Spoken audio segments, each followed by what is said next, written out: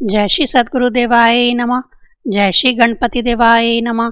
ओम सर्वमंगल मांगल्ये शिवे सर्वार्थ साधिके शरण्ये त्र्यंबके गौरी नारायणी नमस्तुते। श्रीमद् देवी भागवत महापुराण दूसरा खंड 7वां स्कंद तीसरा अध्याय। सुकन्या का च्यवन मुनि के साथ विवाह। व्यास जी बोले, हे राजन, इस घटना से अत्यंत चिंतित राजा क्षत्रियार्थी ने उन सब से पूछने के पश्चात शांति तथा उग्रता पूर्व भी अपने बंधुजनों से पूछा। समस्त प्रजाजन और अपने पिता को अत्यंत दुखी देखकर तथा अपने द्वारा उन छिद्रों में कांटा चुभाने की बात को सोचकर उस सुकन्या ने यह कहा, हे पिताजी, वन में खेलती हुई मैंने लताओं से घिरा हुआ 2 छिद्रों वाला एक विशाल वाल्मीकि देखा। उन छिद्रों में से जुगनू की भांति तीव्र प्रकाशमान 2 ज्योतियां मैंने देखी। तब हे महाराज, जुगनू की शंका करके मैंने उन छिद्रों में सुई चुभो दी। हे पिताजी, उस समय मैंने देखा कि वह सुई जल से भीग गई थी और उस वाल्मीकि में से हाहाकार की मंद मंद ध्वनि मुझे सुनाई पड़ी। हे राजन, तब मैं आश्चर्य में पड़ गई कि यह क्या हो गया। मैं इस शंका से ग्रस्त हो गई कि ना जाने मेरे द्वारा उस वाल्मीकि के मध्य में कौन सी वस्तु बिंध गई। सुकन्या का यह मधुर वचन सुनकर राजा क्षत्रियार्थी इस कृत्य को मुनि का अपमान समझकर शीघ्रता पूर्वक उस वाल्मीकि के पास जा पहुंचे। वहां उन्होंने महान कष्ट में पड़े हुए परम तपस्वी च्यवन मुनि को देखा। तत्पश्चात उन्होंने मुनि के शरीर पर जमी हुई विशाल वाल्मीकि यानी बाबी को हटाया। इसके बाद राजा क्षत्रियार्थी ने दंड की भांति पृथ्वी पर पड़कर मुनि भार्गव को प्रणाम करके उनकी स्तुति की और पुनः वे हाथ जोड़कर विनम्रता पूर्वक उनसे कहने लगे, हे महाभाग, मेरी पुत्री खेल रही थी, उसी ने यह दुष्कर्म कर दिया है। हे ब्राह्मण, उस बालिका के द्वारा अनजान में किए गए इस अपराध को आप क्षमा कर दें। मुनिगण क्रोध शून्य होते हैं, ऐसा मैंने सुना है, अतएव आप इस बालिका का अपराध क्षमा कर दीजिए। व्यास जी बोले, उनकी बात सुनकर च्यवन मुनि निर्मलता पूर्वक खड़े उन राजा को अत्यंत दुखित जानकर उनसे कहने लगे। च्यवन बोले, हे राजन, मैं कभी भी लेश मात्र क्रोध नहीं करता। आपकी पुत्री के द्वारा मुझे पीड़ा पहुंचाए जाने पर भी मैंने अभी तक आपको शाप नहीं दिया है। हे महीपति, इस समय मुझ निरपराध के नेत्रों में पीड़ा उत्पन्न हो रही है। मैं जानता हूँ कि इसी पाप कर्म के कारण आप कष्ट में पड़ गए हैं। भगवती के भक्त के प्रति घोर अपराध करके कौन सा व्यक्ति सुख पा सकता है, चाहे साक्षात शंकर ही उसके संरक्षक क्यों ना हो। हे महिपाल, मैं क्या करूं? मैं अंधा हो गया हूं और बुढ़ापे ने मुझे घेर रखा है। हे राजन, अब मुझ अंधे की सेवा कौन करेगा? राजा बोले, हे मुनि श्रेष्ठ, मेरे बहुत से सेवक दिन रात आपकी सेवा करेंगे। आप अपराध क्षमा करें, क्योंकि तपस्वी लोग अत्यंत अल्प क्रोध वाले होते हैं। च्यवन बोले, हे राजन, मैं अंधा हूँ, अतः अकेले रहकर मैं तप करने में कैसे समर्थ हो सकता हूँ? क्या आपके वह सेवक सम्यक रूप से मेरा प्रिय कार्य कर सकेंगे? हे राजन, यदि आप क्षमा करने के लिए मुझसे कहते हैं तो मेरी एक बात मान लीजिए। मेरी सेवा के लिए कमल के समान नेत्रों वाली अपनी कन्या मुझे सौंप दीजिए। हे महाराज, मैं आपकी इस कन्या पर प्रसन्न हूँ। हे महामते, मैं तपस्या करूंगा और वह मेरी सेवा करेगी। हे राजन, ऐसा करने पर मुझे सुख मिलेगा और आपका भी कल्याण होगा। मेरे प्रसन्न हो जाने पर आपके सैनिकों को भी सुख प्राप्त होगा, इसमें संदेह नहीं है। हे भूप, मन में यह विचार करके आप कन्यादान कर दीजिए। इसमें आपको कोई भी दोष नहीं लगेगा, क्योंकि मैं एक संयमशील तपस्वी हूँ।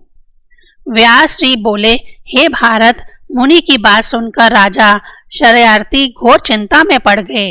दूंगा या नहीं दूंगा, कुछ भी उन्होंने नहीं कहा। वह सोचने लगे कि देव कन्या के तुल्य अपनी यह पुत्री इस अंधे कुरूप तथा बूढ़े मुनि को देखकर मैं कैसे सुखी रह सकता हूँ।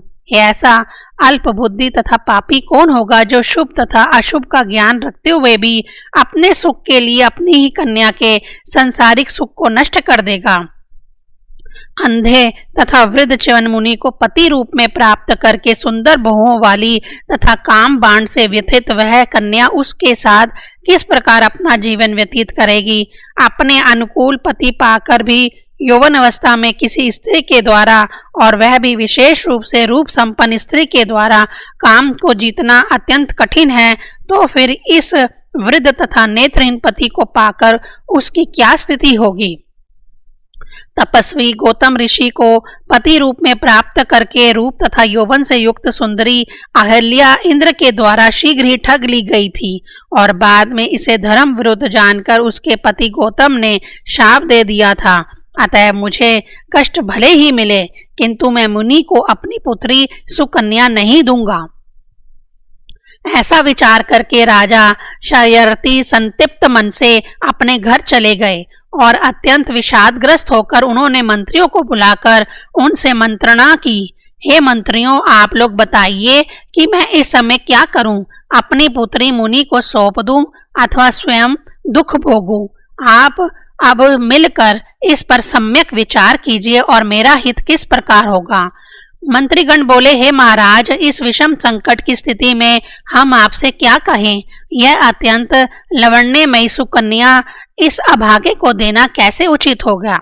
व्यास जी बोले, हे राजन, तब अपने पिता तथा मंत्रियों को चिंता से आकुल देखकर सुकन्या उनका अभिप्राय समझ गई और मुस्कुरा कर बोली, हे पिताजी, आज आप चिंता से व्याकुल इंद्रियों वाले किस लिए हैं? निश्चिंत ही आप मेरे लिए ही अत्यंत दुखार्त तथा म्लान मुख हैं। अतः हे पिताजी, मैं अभी भय आक्रांत मुनि च्यवन के पास जाकर और उन्हें आश्वस्त करके अपने को अर्पित कर प्रसन्न करूंगी। इस प्रकार सुकन्या ने जो बात कही उसे सुनकर प्रसन्न मन वाले राजा शर्यर्थी ने सचिवों के समक्ष उससे कहा, हे पुत्री, तुम अबला हो, अतः वृद्धता से ग्रस्त उस अंधे तथा विशेष रूप से क्रोधी मुनि की सेवा उस वन में कैसे कर पाओगी। मैं इस प्रकार के रूप से युक्त तथा रति के तुल्य सुंदरी कन्या को वार्धक्य से ग्रस्त शरीर वाले अंधे मुनि को अपने सुख के लिए भला कैसे दे दूं। पिता को चाहिए कि वे अपनी पुत्री समान अवस्था जाति तथा समर्थ वाले तथा धन धान्य से संपन्न व्यक्ति को सौंपे, किंतु धनहीन को कभी भी नहीं सौंपे। हे विशाल नैनों वाली पुत्री, कहाँ तो तुम ऐसी रूपवती और कहाँ वन में रहने वाला वह वृद्ध मुनि। ऐसी स्थिति में मैं अपनी पुत्री को उस अयोग्य को भला कैसे अर्पित करूं। हे मनोहरे, हे कमल पत्र के समान नेत्रों वाली छोटी सी पर्णकुटी में जो सदा निवास करता है, ऐसे वर के साथ तुम्हारे विवाह की कल्पना भी मैं कैसे कर सकता हूँ। मेरी तथा मेरे सैनिकों की मृत्यु हो जाए, यह तो मेरे लिए उत्तम है, किंतु हे पिक भाषणी, तुम्हें एक अंधे को सौंप देना मुझे अच्छा नहीं लग रहा है। होनहार तो होकर ही रहता है, किंतु मैं अपने धैर्य का त्याग नहीं करूंगा। और हे सुश्रोणी, तुम निश्चिंत रहो, मैं तुम्हें उस अंधे मुनि को कभी भी नहीं सौंप सकता। हे पुत्री, मेरा राज्य और यहाँ तक कि मेरा शरीर भी रहे अथवा चला जाए, किंतु मैं उस नेत्रहीन मुनि को तुम्हें किसी भी स्थिति में नहीं दूंगा। तत्पश्चात पिता की वह वचन सुनकर अत्यंत प्रसन्न मुख वाली सुकन्या ने उनसे यह स्नेह युक्त वचन कहा। सुकन्या बोली, हे पिताजी, मेरे लिए आप चिंता ना करें और अब मुझे मुनि को सौंप दीजिए, क्योंकि मेरे लिए ऐसा कर देने से संपूर्ण प्रजा को सुख प्राप्त होगा। मैं हर प्रकार से संतुष्ट होकर उस निर्जन वन में अपने परम पवित्र वृद्ध पति की अगाध श्रद्धा से सेवा करूंगी और शास्त्र सम्मत सती धर्म का पूर्ण तत्परता के साथ पालन करूंगी। हे निष्पाप पिताजी, भोग विलास में मेरी अभिरुचि नहीं है, आप अपने चित्त में स्थिरता रखिए। व्यास जी बोले, उस सुकन्या की बात सुनकर सभी मंत्री आश्चर्य में पड़ गए और राजा भी परम प्रसन्न होकर मुनि के पास गए। वहां पहुंचकर उन तपोनिधि को सिर झुकाकर प्रणाम करके राजा ने कहा, हे स्वामन, हे प्रभु, मेरी इस पुत्री को आप अपनी सेवा के लिए विधि पूर्वक स्वीकार कीजिए। ऐसा कहकर उन राजा ने विधि विधान से विवाह संपन्न करके अपनी पुत्री मुनि को सौंप दी और उस कन्या को ग्रहण करके च्यवन ऋषि भी प्रसन्न हो गए। मुनि ने राजा के द्वारा प्रदत्त उपहार ग्रहण नहीं किया। अपनी सेवा के लिए उन्होंने केवल राजकुमारी को ही स्वीकार किया। उन मुनि के प्रसन्न हो जाने पर सैनिकों को सुख प्राप्त हो गया। उसी समय से राजा भी परम आनंदित रहने लगे। जब राजा शर्यर्ती ने मुनि को पुत्री सौंपकर घर चलने का विचार किया, तब कोमल अंगों वाली राजकुमारी सुकन्या राजा से कहने लगी। सुकन्या बोली, हे पिताजी, आप मेरे वस्त्र और आभूषण भी ले लीजिए और पहनने के लिए मुझे वक्कल एवं उत्तम मृगचर्म प्रदान कीजिए। मैं मुनि पत्नियों का वेश बनाकर तप में निरत रहती हुई पति सेवा करूंगी, जिससे पृथ्वी तल, रसातल और स्वर्ग लोक में भी आपकी कीर्ति अक्षुण्णी रहेगी। परलोक के सुख के लिए मैं दिन रात मुनि की सेवा करती रहूंगी। सुंदर तथा यौवन संपन्न अपनी पुत्री मुझ सुकन्या को एक अंधे तथा वृद्ध मुनि को सौंपकर मेरे आचरण च्युत हो जाने की शंका करके आप तनिक भी चिंता ना कीजिएगा। जिस प्रकार पृथ्वी लोक में विशिष्ट की धर्म पत्नी अरुंधति थी, उसी प्रकार मैं भी होंगी, और जिस प्रकार अत्रि की साध्वी भार्या अनसुईया प्रसिद्ध हुई, उसी प्रकार आपकी पुत्री मैं सुकन्या भी अपने पतिव्रत के प्रभाव से कीर्ति बढ़ाने वाली होंगी। इसमें आपको संदेह नहीं करना चाहिए। सुकन्या की बात सुनकर महान धर्मज्ञ राजा शर्यर्ती वस्त्र के रूप में उसे मृगचर्म प्रदान करके रोने लगे। उस सुंदर मुस्कान वाली अपनी पुत्री को शीघ्र आभूषण तथा वस्त्र त्याग कर मुनि वेश धारण किए देखकर राजा मलिन मुख होकर वहीं पर ठहरे रहे।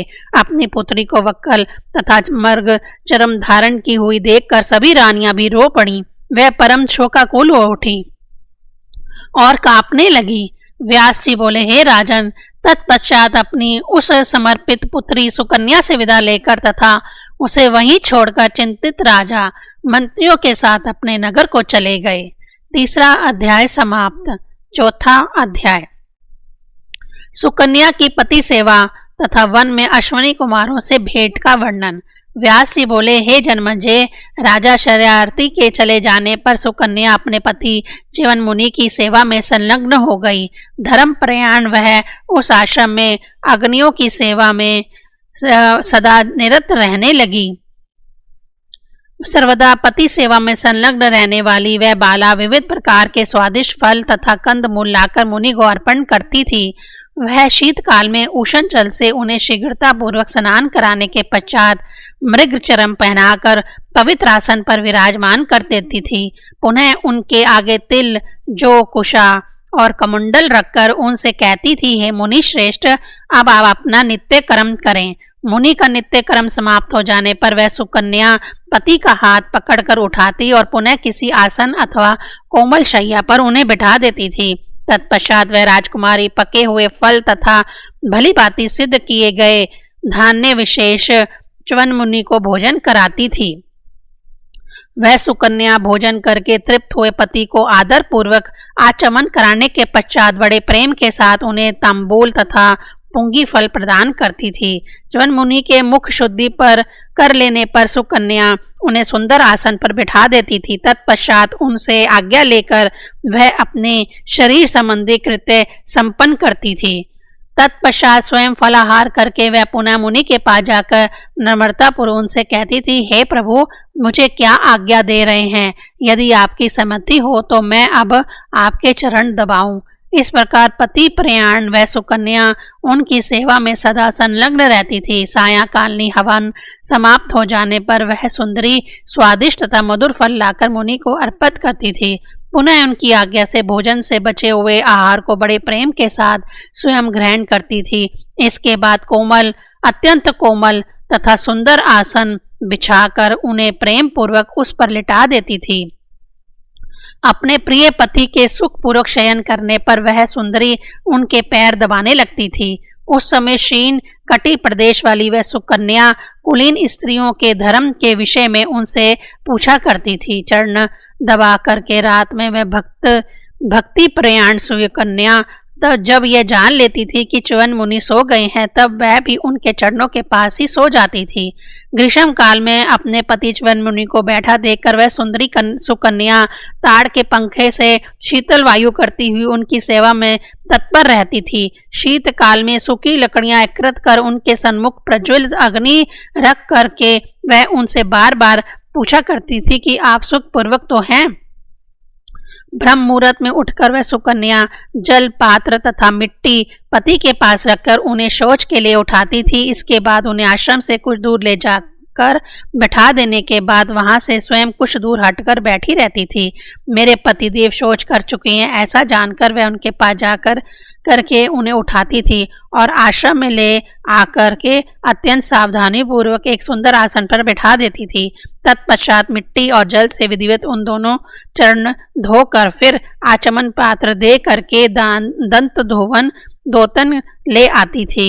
शास्त्रोक्त दोतन मुनि को देने के बाद वह राजकुमारी मुनि के स्नान के लिए लाए गए शुद्ध तथा परम पवित्र जल को गर्म करने लगती थी। तत्पश्चात उस जल को ले आकर प्रेम पूर्वक उनसे पूछती थी, हे ब्राह्मण, आप क्या आज्ञा दे रहे हैं? आपने दंत धावन तो कर लिया, उष्ण जल तैयार है, अतः आप अब मंत्रों उच्चारण पूर्वक स्नान कर लीजिए। हवन और प्रातःकालीन संध्या का समय उपस्थित है। आप विधि पूर्वक अग्निहोत्र करके देवताओं का पूजन कीजिए। इस प्रकार वह श्रेष्ठ सुकन्या तपस्वी पति प्राप्त कर तप तथा नियम के साथ प्रेम पूर्वक प्रतिदिन उनकी सेवा करती रहती थी। सुंदर मुख वाली वह सुकन्या अग्नि तथा अतिथियों की सेवा करती हुई प्रसन्नता पूर्वक सदा च्यवन मुनि की सेवा में तल्लीन रहती थी। किसी समय सूर्य के पुत्र दोनों अश्विनी कुमार क्रीड़ा करते हुए च्यवन मुनि के आश्रम के पास आ पहुंचे। उन अश्विनी कुमारों ने जल में स्नान करके निर्वृत्त हुई तथा अपने आश्रम की ओर जाती हुई उस सर्वांग सुंदरी सुकन्या को देख लिया। देव कन्या के समान कांति वाली उस सुकन्या को देखकर दोनों अश्विनी कुमार अत्यधिक मुग्ध हो गए और शीघ्र उसके पास पहुंचकर आदर पूर्वक कहने लगे, हे वीरारोहे, थोड़ी देर ठहरो। हे गजगामिनी, हम दोनों सूर्य देव के पुत्र अश्विनी कुमार तुमसे कुछ पूछने के लिए आए हैं। हे शुचि सुमिते, सच सच बतलाओ कि तुम किसकी पुत्री हो, तुम्हारे पति कौन है? हे चारुलोचने, इस सरोवर में स्नान करने के लिए तुम अकेली ही उद्यान में क्यों आई हुई हो? हे कमल लोचने, तुम में तो सौंदर्य में दूसरी लक्ष्मी की भांति प्रतीत हो रही हो। हे शुभोने, हम इस रहस्य को जानना चाहते हैं, तुम बतलाओ। हे कांते, हे चंचल नैनों वाली, जब तुम्हारे ये कोमल तथा नग्न चरण कठोर भूमि पर पड़ते हैं तथा आगे की ओर बढ़ते हैं, तब ये हमारे हृदय में व्यथा उत्पन्न करते हैं। हे तन्वंगी, तुम विमान पर चलने योग्य हो, तब तुम नंगे पांव पैदल ही क्यों चल रही हो? इस वन में तुम्हारा भ्रमण क्यों हो रहा है? तुम सैकड़ों दासियों के साथ लेकर घर से क्यों नहीं निकली? हे वीरानने, तुम राजपुत्री हो अथवा अप्सरा हो, यह सच सच बता दो। तुम्हारी माता धन्य है जिससे तुम उत्पन्न हुई हो, तुम्हारे वह पिता भी धन्य हैं। हे अग्नघे, तुम्हारे पति के भाग्य के विषय में तो हम तुमसे कह ही नहीं सकते। हे सुलोचने, यहाँ की भूमि देवलोक से भी बढ़कर है। पृथ्वी तल पर पड़ा हुआ तुम्हारा चरण इसे पवित्र बना रहा है। इस वन में रहने वाले सभी मृग तथा दूसरे पक्षी जो तुम्हें देख रहे हैं वे परम भाग्यशाली हैं। यह भूमि भी परम पवित्र हो गई है। हे सुलोचने, तुम्हारी अधिक प्रशंसा क्या करें? अब तुम सत्य बता दो कि तुम्हारे पिता कौन हैं और तुम्हारे पतिदेव कहाँ रहते हैं। उन्हें आदर पूर्वक देखने की हमारी इच्छा है। व्यास जी बोले, अश्विनी कुमारों की यह बात सुनकर परम सुंदरी राजकुमारी सुकन्या अत्यंत लज्जित हो गई। देव कन्या के सदृश वह राजपुत्री उनसे कहने लगी, आप लोग मुझे राजा शरारती की पुत्री तथा च्यवन मुनि की भार्या समझे। मैं एक पतिव्रता स्त्री हूँ। मेरे पिताजी ने स्वेच्छा से मुझे इन्हें सौंप दिया है। हे देवताओं, मेरे पतिदेव वृद्ध तथा नेत्रहीन हैं। वह परम तपस्वी हैं। मैं प्रसन्न मन से दिन रात उनकी सेवा करती रहती हूँ। आप दोनों कौन हैं और यहाँ क्यों पधारे हुए हैं? मेरे पतिदेव इस समय आश्रम में विराजमान हैं। आप लोग वहां चलकर आश्रम को पवित्र कीजिए। हे राजन, अश्विनी कुमारों ने सुकन्या की बात सुनकर उनसे कहा, हे कल्याणी, तुम्हारे पिता ने तुम्हें उन तपस्वी को कैसे सौंप दिया? तुम तो बादल में चमकने वाली विद्युत की भांति इस वन प्रदेश में सुशोभित हो रही हो। हे भामिनी, तुम्हारे सदृश स्त्री तो देवताओं के यहाँ भी नहीं देखी गई है। काले केश पाश वाली तुम दिव्य वस्त्र तथा सर्वविध आभूषण धारण करने योग्य हो। इन विकल वस्त्रों को धारण करके तुम शोभा नहीं पा रही हो। हे रंभूरु, हे विशाल नेत्रे, हे प्रिय, विधाता ने ये कैसा मूर्खतापूर्ण कृत्य किया है जो कि तुम वार्धक्य से पीड़ित इस नेत्रहीन मुनि को पति रूप में प्राप्त करके इस वन में महान कष्ट भोग रही हो। हे नित्य विशारद, तुमने इन्हें व्यर्थ ही वर्ण किया। नवीन अवस्था प्राप्त करके तुम उनके साथ शोभा नहीं पा रही हो।